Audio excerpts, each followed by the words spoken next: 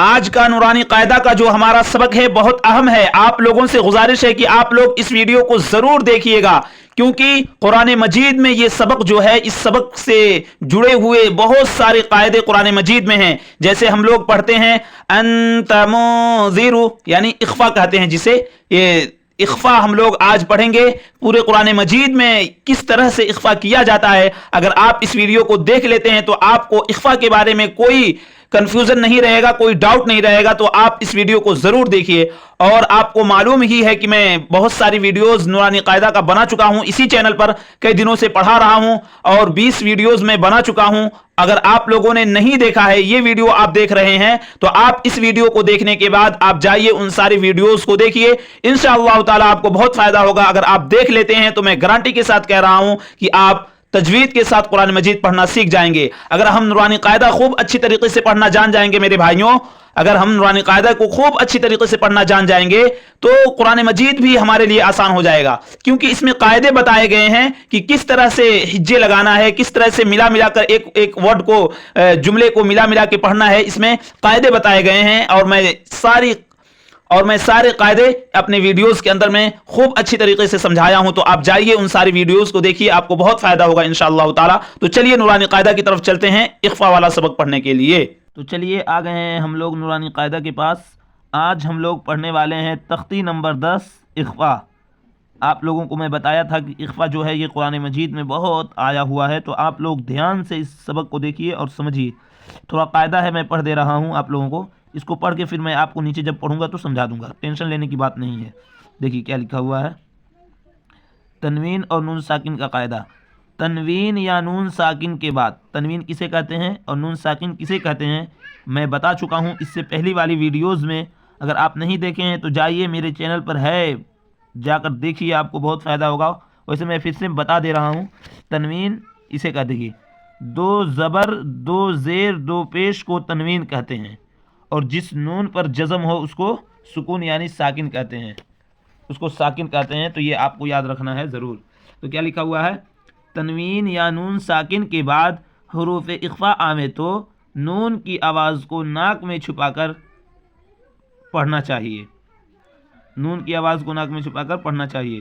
نوک زبان تالو سے ہٹا کر, جیسے اردو میں پنکھا کے نون کو پڑھتے ہیں, پنکھا کے نون کو پڑھتے ہیں, اسی طرح سے پڑھنا ہے. جیسے تمدیرو, دیکھیے کیا لکھا ہوا ہے. اخفا کی مقدار 1 الف ہے, یعنی 1 الف کے برابر صرف کھینچنا ہے, گننا کرنا ہے. اور حروف اخفا جو ہیں وہ 15 ہیں. تا ثا جیم دال ذال زا سین شین صاد ضاد طا ظا فا قاف کاف. یہ ہیں تنوین یا نون ساکن کے 4 قاعدے ہیں. باقی 2 قاعدوں اقلاب اور ادغام بیان, اس کا بیان, اقلاب اور ادغام کا جو ہے بیان تختی نمبر 23 اور 24 میں ہے. تو وہ اب ہم لوگ آگے پڑھیں گے, لیکن آج ہم لوگ اس کو پڑھ لے رہے ہیں. اخفا کسے کہتے ہیں دیکھیے. تمدیر, دیکھیے کہ ہے نا, تنوین یا نون ساکن کے بعد, تنوین یا نون ساکن کے بعد, نون ساکن ہے نا, یہ دیکھیے نون ساکن ہے کہ نہیں, جس نون پر جزم ہو اس کو ساکن کہتے ہیں. تو نون ساکن ہے, نون ساکن کے بعد حروف اخفا آوے تو, حروف اخفا کتنے ہیں, 15 ہیں. تو حروف اخفا میں سے تا آ رہا ہے نا, یہ تا ہے نا.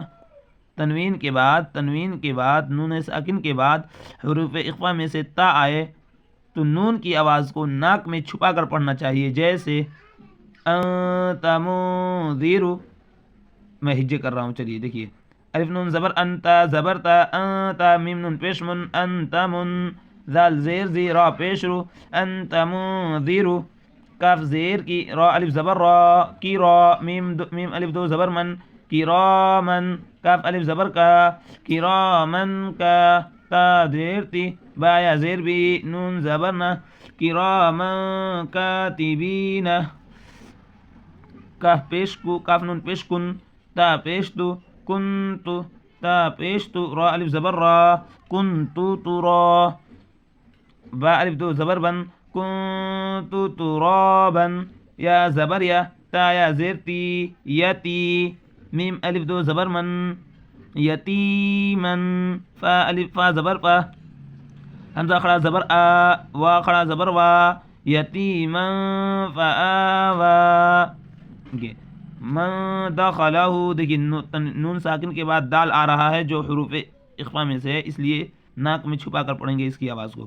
میم نون زبر من، دال زبر دا، من دا، خا زبر خا، من دخا، لام زبر لا، من دخلا، ہا الٹا پیش ہو، من دخلہ، حمزہ نون پیش ان، سا خرا زبر سا، انسا، میم نون زیر من، انسا من، شین یا زبر شی، حمزہ زو دیر ان، انسا من شیء، نارا ذات فلن تجد.